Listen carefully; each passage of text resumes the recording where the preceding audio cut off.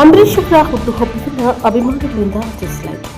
ಸಂಜಯ್ ವೃತ್ತದಲ್ಲಿ ಅಂಬರೀಶ್ ಅಭಿಮಾನಿಗಳ ಸಂಘದ ವತಿಯಿಂದ ರೆಬೆಲ್ ಸ್ಟಾರ್ ಅಂಬರೀಶ್ ಅವರ 74ನೇ ಜನ್ಮ ದಿನಾಚರಣೆಯನ್ನು ಆಚರಿಸಲಾಯಿತು. ಈ ಸಂದರ್ಭದಲ್ಲಿ ಅಂಬರೀಶ್ ಅಭಿಮಾನಿಗಳ ಸಂಘದ ರಾಜ್ಯಾಧ್ಯಕ್ಷ, ನ್ಯಾಯ ನೀತಿ ಧರ್ಮ ಸಮಿತಿ ಜಿಲ್ಲಾಧ್ಯಕ್ಷ ರಮೇಶ್ ಕೂಡ, ಮುಖಂಡರಾದ Sridhar, Shivaraju, Naveen, Panipuri, Devaraju, Prabhu, bureau report Girish, Prashanth TV, Mandya. ಜನ್ಮದಿನ ಬಹಳ ಅರ್ಥಪೂರ್ಣವಾಗಿ ಜಿಲ್ಲೆಯಾದ್ಯಂತ ಅಂಬರೀಷನ ಅಭಿಮಾನಿಗಳು, ಒಡನಾಡಿಗಳು ಆಚರಣೆ ಮಾಡ್ತಾ ಇದ್ದೀವಿ.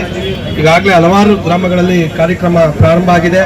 ಇದೇ ರೀತಿ ಇವತ್ತು KM ದೊಡ್ಡಿಯಲ್ಲಿ ಕೂಡ ಅಂಬಿ ಕಾಯಕ ಪ್ರಶಸ್ತಿ ಪ್ರದಾನವನ್ನು ಅಂಬರೀಶ್ ಅವರ ಫೌಂಡೇಶನ್ ಅಂತ ಏನು ನಮ್ಮ ಸುಮಲತಾ ಅಂಬರೀಶ್ ಅವರು ಸ್ಥಾಪನೆ ಮಾಡಿದರ ಫೌಂಡೇಶನ್ ವತಿಯಿಂದ ಹಲವಾರು ಸಾಧಕರನ್ನ ಗುರುತಿಸಿ ಅವರಿಗೆ ನಗದು ಪ್ರಶಸ್ತಿ ಪುರಸ್ಕಾರ ಮತ್ತು ಜಿಲ್ಲೆಯ ಪ್ರತಿಭಾನ್ವಿತ ಮಕ್ಕಳಿಗೆ ನಗದು ಪುರಸ್ಕಾರ ನಡೀತಾ ಇದೆ.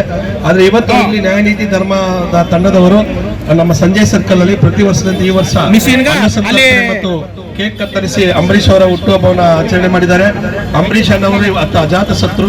ಈಗಾಗಲೇ ಅಂಕೇಗೌಡ ಹೇಳ್ತಾ ಇದ್ರು, ನನ್ನ ಮೊದಲ ಬಾರಿಗೆ ರಾಜ್ಯೋತ್ಸವ ಪ್ರಶಸ್ತಿಯನ್ನು ಕೊಡಿಸಿ ಸರ್ಕಾರದ ಮಟ್ಟದಲ್ಲಿ ಗುರುತು ಮಾಡಿದ್ರು. ಇವತ್ತು ರಾಷ್ಟ್ರ ಮಟ್ಟದಲ್ಲಿ ನರೇಂದ್ರ ಮೋದಿ ಅವರಿಗೆ ಪದ್ಮಶ್ರೀ ಪ್ರಶಸ್ತಿಯನ್ನು ಕೊಡುವಟ್ಟಿ ಮಟ್ಟಿಗೆ ಅಂಬರೀಶ್ ಅವರು ಕೆಲವು ಸಾಧಕರನ್ನ ಗುರುತಿಸ್ತಾ ಇದ್ರು. ಮತ್ತೆ ಬಡ ಜನರನ್ನ ಮತ್ತು ಬಡ ಯುವಕರನ್ನ ಮೇಲ್ ತರ್ತಾ ಇದ್ರು. ಮತ್ತೆ ಕಲಿಯುಗ ಕರ್ಣ, ಈಗಾಗಲೇ ಅವ್ರು ಹೇಳಿದಾಗೆ ಅಂಬರೀಶ್ ಅವರ ಹೆಸರು ಈ ಭೂಮಿ ಇರುವವರೆಗೂ ಶಾಶ್ವತವಾಗಿರ್ತದೆ.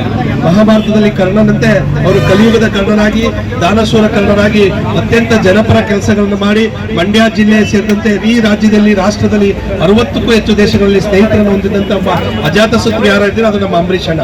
ಅಂಬರೀಷ್ ಅಣ್ಣನ ಹುಟ್ಟುಹಬ್ಬವನ್ನು ಇವತ್ತು ಅರ್ಥಪೂರ್ಣವಾಗಿ ಆಚರಿಸಿದಂತೆ ಎಲ್ಲ ಯುವಕ ಮಿತ್ರರಿಗೆ ಧನ್ಯವಾದಗಳನ್ನು ಅರ್ಪಿಸ್ತಾರೆ.